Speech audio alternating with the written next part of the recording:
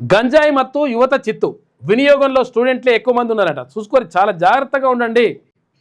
చాలాసార్లు మనం చెప్తా ఉన్నాం, తల్లిదండ్రులు జాగ్రత్తగా ఉండండి. మీ పిల్లలు ఏం చేస్తున్నారు, వాడు ఏం చేస్తున్నాడు, గంజాయి తాగుతున్నాడా లేకపోతే ఈ హీరాయిన్ మత్తు పదార్థాలకు ఏమైనా బానిస అవుతున్నాడా, ఇవన్నీ కూడా ఓ కంట కనిపెట్టండి.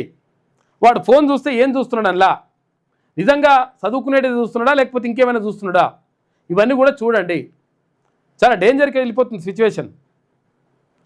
ఈ డాక్టర్లు కూడా ఇప్పుడు డాక్టర్ అంటాడు కూడా వాడు జూనియర్ డాక్టర్, వాడు అదే పని చేస్తున్నాడు.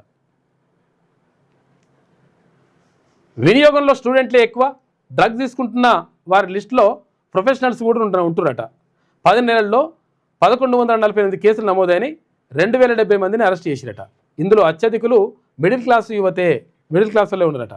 సోషల్ మీడియా అకౌంట్లతో ఎరవేస్తున్నారు. ఎంత నిఘా పెట్టినా, స్పెషల్ డ్రైవ్లు చేసినా సప్లై ఆగుతలేదట. గ్రామాల నుంచి వచ్చి మరీ గంజాయి కొనుగోలు చేస్తున్నారట పిల్లలు. గంజాయి డ్రగ్స్కు కాలేజీ స్టూడెంట్లు యువతే ఎక్కువగా బానిసలుగా మారుతున్నారు.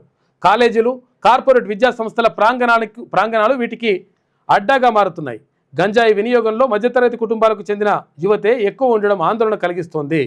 మరోవైపు కొకైన్, ఇతర సింథటిక్ డ్రగ్స్ తీసుకుంటున్న వారిలో ప్రొఫెషనల్స్, వ్యాపారవేత్తల వంటి హై ప్రొఫైల్ వ్యక్తులు ఉండడం చీకటి కోణాన్ని వెలుగులోకి తెస్తోంది.